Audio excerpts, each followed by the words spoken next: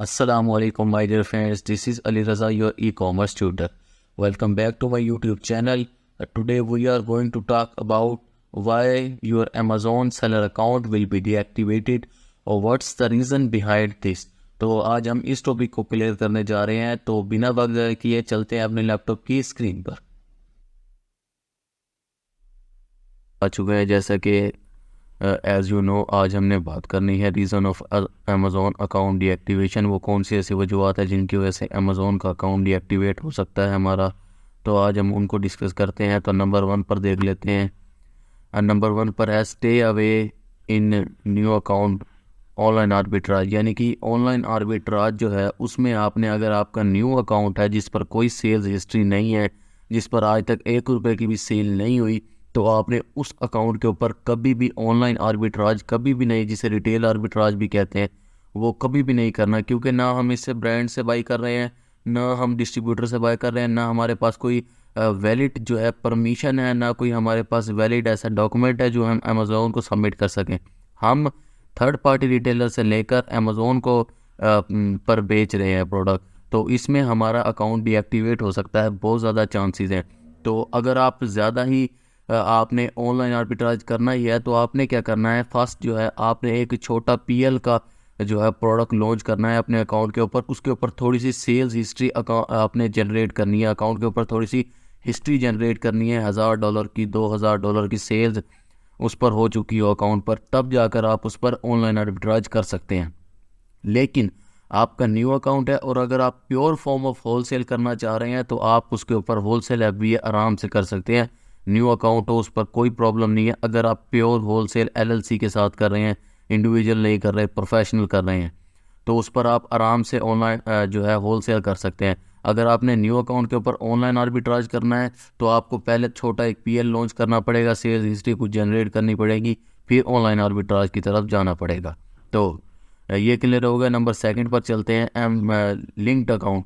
तो इसमें क्या करना है कि अमेज़ोन के जो 2 अकाउंट है आपस में लिंक नहीं होने चाहिए, यानी कि जो डॉक्यूमेंट्स या इन्फॉर्मेशन आपने फर्स्ट अकाउंट में यूज़ किया, अगर आप दूसरे अकाउंट में भी वही यूज़ कर रहे हैं, तो अगर आपका अकाउंट लिंक हो जाता है आपस में, अमेज़ोन के पास जैसे ही लिंकेज जाएगा तो वो आपको ईमेल करेगा कि आपका अकाउंट लिंक है, तो आपको फ़ौरन उस लिंकेज को जो है रिमूव करना होगा। अगर आप रिमूव नहीं करेंगे वो भी अकाउंट डीएक्टिवेट आपका हो सकता है। आपने सेम ईमेल डाल दी या कोई भी फ़ोन नंबर सेम डाल दिया या कोई भी ऐसा प्रॉब्लम किया तो आपके अकाउंट जो है डीएक्टिवेट हो सकता है। तो इस चीज़ों का आपने ख्याल करना है कि जिस डॉक्यूमेंट के ऊपर एक दफ़ा अमेज़ोन पर अकाउंट बन गया, दोबारा उन डॉक्यूमेंट को कहीं भी अमेज़ोन के लिए यूज़ नहीं करना। तो ये हमारी सेकंड रीज़न हो गई। नंबर 3 पर देख लेते हैं। सेम आईपी की वजह से हमारा अकाउंट जो है कई बार डीएक्टिवेट होता है। सेम आईपी का क्या मतलब है कि आपने पब्लिक वाईफाई से, जैसे कि एक वाईफाई से आपका एक अकाउंट चल रहा था, तो आपने उसी वाईफाई से दूसरा अकाउंट जैसे ही लॉगिन करेंगे, सेम आईपी जैसे ही कनेक्ट होगा तो आपका अकाउंट सस्पेंड हो सकता है। तो इसमें आपने क्या करना है, इससे बचने के लिए आपने अपने मोबाइल का पर्सनल हॉटस्पॉट यूज़ करना है। अगर आप हॉटस्पॉट एक अकाउंट के लिए अलहदा यूज़ करें, फिर आप दूसरे अकाउंट को भी ओपन करना चाहते हैं, तो उसके लिए भी मोबाइल का पर्सनल हॉटस्पॉट सेम नहीं, उसके ऊपर दूसरा हॉटस्पॉट यूज़ कर सकते हैं। तो इस तरह से आप सेम आईपी के इशू से बच सकते हैं। तो अगर आपका सेम आईपी जैसे ही अमेज़ोन के पास उसको पता लगेगा तो आपका अकाउंट उस पर भी सस्पेंड हो सकता है। नंबर 4 पर बात कर लेते हैं, सेक्शन 3। ये एक मेन और सबसे ज़्यादा कॉमन रीज़न है। तो अक्सर अकाउंट जो है सेक्शन 3 की वजह से डीएक्टिवेट होते हैं।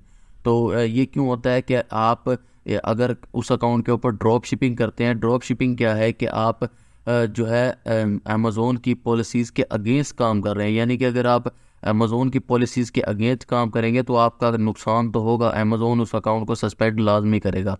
तो आप FBM कर रहे हैं अगर FBA की जगह, तो कुछ कुछ बेहतर है। लेकिन अगर आप FBA कर रहे हैं तो फिर तो और ज़्यादा मसला है, क्योंकि जैसे ही कस्टमर को प्रोडक्ट रिसीव होगी वो कहेगा मैंने मंगवाई थी अमेज़ोन से, बट मुझे रिसीव हुई ईबे में, वॉलमार्ट की पैकेजिंग में, तो आपको जो है कंप्लेन आपकी अमेज़ोन को करेगा और आपका अकाउंट डीएक्टिवेट हो सकता है। तो आपने कभी भी ड्रॉप शिपिंग को प्रेफर मैं बिल्कुल नहीं करता। ड्रॉप शिपिंग आपने कभी भी नहीं करनी, क्योंकि ड्रॉप शिपिंग अमेज़ोन की पॉलिसीज़ के अगेंस्ट है। तो जो काम आप पॉलिसीज़ के अगेंस्ट करते हैं उस पर आपको लॉस ऑटोमेटिकली होता है। तो नेक्स्ट हमारे पास ODR, जिसे ऑर्डर डिफेक्ट रेट भी कहते हैं, ये कहाँ पर होता है कि आप अमेज़ोन के अकाउंट में जाएंगे और जो है सेटिंग में जाने के बाद जैसे ही आप हेल्थ अकाउंट हेल्थ पर क्लिक करेंगे तो आपके सामने 3 टैब शो होंगे। उनमें से एक जो है वो ODR ऑर्डर डिफेक्ट रेट होता है। तो इसमें अमेज़ोन ने क्राइटेरिया क्या रखा हुआ है कि 1% से कम होना चाहिए। अगर आपका ODR ऑर्डर डिफेक्ट रेट 1% से इंक्रीज़ करेगा तो आपका अकाउंट सस्पेंड हो जाएगा। तो इसमें आपने क्या करना है, जैसे हमें रिफंड्स वगैरह फेस करने पड़ते हैं तो आपने उन फीडबैक्स जो कस्टमर फीडबैक देकर जाएगा आपने उनके आंसर जल्द से जल्द करने हैं। अपने जो कस्टमर जो हैं उनसे कोलैबोरेट करना है। अगर वो नेगेटिव रिव्यू भी देकर जाते हैं आपकी प्रोडक्ट रिसीव होने के बाद, हो गए मुझे अच्छी रिसीव नहीं हुई, या फिर कोई नेगेटिव रिव्यू देते हैं, तो आपने डायरेक्टली कस्टमर से जो है कांटेक्ट करना है और उनसे बातचीत करके कोलैबोरेट करके अपने अकाउंट को जो है मैनेज करना है। अगर आपको रिफ़ंड वगैरह ज़्यादा फेस करने पड़ते हैं तो आपने इस तरह से अपने कस्टमर के साथ कोलैबोरेट करके और उनके मसाइल को हल करना है और उनसे बातचीत करनी है, और अपने क्लाइंट से जो है, अपने बायर से, अपने कस्टमर से अच्छा रिव्यू की तवक्को करनी है और उससे अच्छे रिव्यू का कहना है कि आप अच्छा रिव्यू हमें देकर जाएं। तो रिफ़ंड आने की वजह से ऑर्डर डिफेक्ट रेट बढ़ता है, नेगेटिव रिव्यू से ऑर्डर डिफेक्ट रेट बढ़ता है, तो ये 1% से ज़्यादा नहीं होना चाहिए। तो आपने इसका भी ख्याल रखना है। ये 4 से 5 रीज़न थी जिनकी वजह से मोस्टली हमारा जो है अमेज़ोन का अकाउंट सस्पेंड होता है। तो आपको उम्मीद है कि आपको जैसे मैंने समझाया है आप इस पर अमल करेंगे। आपने इन चीज़ों से बहुत दूर रहना है, तब अगर आप सेफ साइड पर चलेंगे तो आपका अकाउंट कभी भी सस्पेंड नहीं होगा। So see you in the next video. So अगर आपका कोई भी क्वेश्चन हो किसी भी वीडियो से रिलेटेड, किसी भी टॉपिक से रिलेटेड, तो आपने जो है कमेंट में बॉक्स में कमेंट करना है। मैं आपका आंसर करने की कोशिश करूँगा इंशाल्लाह। तो see you in the next video. Allah हाफिज़।